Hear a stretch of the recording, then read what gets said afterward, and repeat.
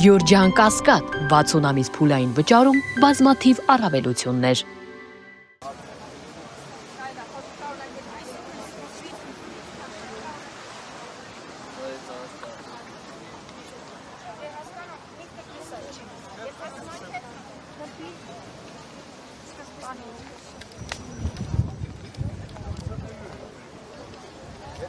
Ուրեմն նորից ուզում եմ ներկայացնել մեր խնդիրը։ Մենք 2023 թվականի Արցախյան վերջին պատերազմի սեպտեմբերի 19-ի եւ 20-ի զոհված զինծառայողների հարազատներն ենք։ Ճիշտ է, այսքանը չենք, մենք ունենք 50 քանի զոհված զինծառայողներ, որոնց հարազատները լուրջ առողջական խնդիրների պատճառով հարազատներից շատերը չկարողացան այսօր ներկա գտնվել մեր կողքին, բայց մեր խնդիրը ընդհանուր է եւ մեր խոսքը վերաբերվում է բոլոր զոհված զինծառայողներին։ Մենք չենք տարբերում զոհված զինծառայողներին։ Ունենք Ստեփանակերտի տարածքում հուղարկավորված, ունենք Մարտունու շրջանում, Մարտակերտի շրջանում, Ասկերան, մի խոսքով Ստեփանակերտի հարակից շրջաններում հուղարկավորված զոհված զինծառայողներ եւս։ Մեր խոսքը վերաբերվում է բոլոր զոհված զինծառայողներին։ Խոսքը չի վերաբերվում մենակ եղբայրական, Ստեփանակերտի եղբայրական գերեզմանոցում հուղարկավորված զոհված զինծառայողներին։ Այսօր տեղեկանալով, որ Հայաստանում տեղի է ունենում աննախադեպ եվրոպական քաղաքական համայնքի 8-րդ գագաթնաժողովը եւ ներկայացել են մի քանի տասնյակ երկրներից բարձրաստիճան պաշտոնյաներ։ Մենք հույս ունենք եւ իրանց օգնությունն ենք խնդրում, որպեսզի արժանանան մեր այս խաղաղ ակցիան իրանց ուշադրություն դարձնեն մեր խնդրին եւ փորձեն խնդրին լուծում տալ, քանի որ կնքված է խաղաղության պայմանագիրը։ Եթե կա խաղաղության պայմանագիր, պետք է լուծվի հումանիտար բոլոր հարցերը։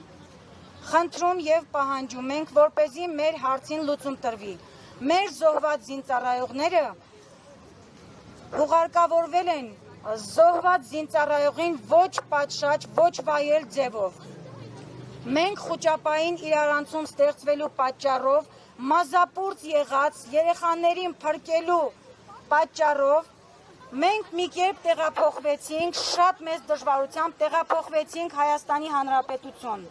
Մեզ ասեցին, որ այդ զոհվածները չեն մնալու առանց գերեզման։ Հիմա խնդրում ենք, օգնություն ենք պահանջում, որպեսզի այս հարցը չմնա, ոնց որ մնաց առ այսօր, օդի մեջ կախված եւ չլուծված։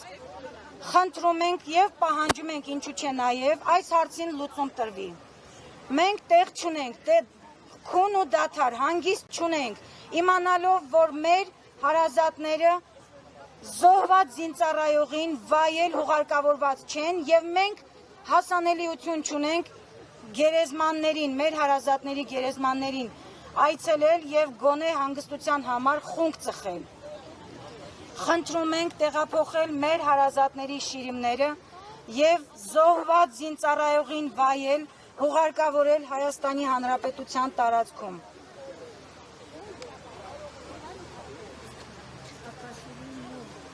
Կոնկրետ խոսքը վերաբերվում է արտաշիրիմանը, մեր զոհված զինծառայողները անհայտ չեն, իրանք հաստատված զոհված զինծառայողներ են եւ հուղարկավորության վայրերը հստակ հայտնի են։ Խնդրում ենք օգնության ձեռք մեկնել եւ մեր հարազատների շիրիմները տեղափոխել Հայաստանի Հանրապետություն։ Օրինակ հաշվի առնելով, թե եկեղեցիների հետ ոնց է Ադրբեջանը վարվում, ինչ եք կարծում, գերեզմաններն էլ չի կարող պղծել։ Հաշվի առնելով եկեղեցիների հետ կատարվող այսօրվա այդ իրադարձությունները, որը կատարվում է ադրբեջանական երկրի կողմից, չի բացառվում նաև, որ կարող է նույնը կատարվել նաև մեր հարազատների շիրիմների հետ։ Մեր շիրիմները ընդամենը 2 օրվա հուղարկավորված զոհված զինծառայողներն են։ Իրանց գերեզմանները ոչ բարեկարգված են, ոչ հային վայել ձևով այդ ամեն ինչը կազմակերպված է։ Մի խոսքով իրանց գերեզմանները ընդամենը մի փոքր հողակույտի վերածված մի թմբիկ է։ Դրա համար մի քիչ կոպիտ է հնչում, բայց մեր հարազատների շիրիմները ցավով եմ շեշտում, որ անմիջապես թուրքի ոտքի տակ են, թշնամու ոտքի տակ են։ Դրա համար խնդրում պահանջում ենք, ակնկալում ենք օգնություն տարբեր երկրների պաշտոնյաների կողմից, որպեսզի միջամտեն եւ մեր հարցին լուծում տան։ Որքանով է իրատեսական, որ կարծական չեն ձեր այս բարձրաձայնացին եվրոպացի առաջնորդները։ Սպասում եք, որ կարծական Մեծ ակնկալիքներ ունենք, այո, իհարկե սպասում ենք, մեր հույսները մինչև այսօր չի մարել եւ չի էլ մարելու։ Ինչքան ողջ ենք, եթե մեր խնդիրը լուծված չի, այդ հույսը միշտ էլ մնալու է։ Ակնկալում ենք, եթե ասում են կա կնքված պայմանագիր խաղաղությանը վերաբերվող, մենք հույս ունենք, որ խաղաղության պայմաններում պետք է լուծվի ցանկացած հումանիտար հարց, այդ թվում նաև մեր հարցը։ Հույս ունենք, այո, իհարկե։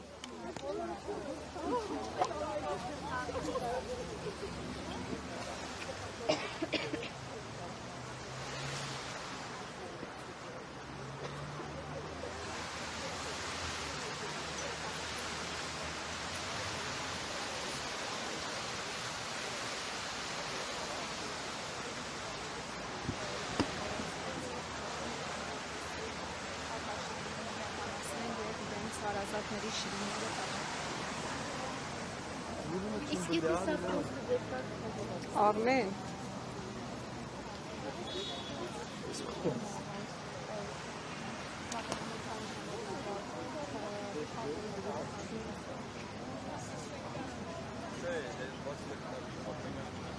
Opa.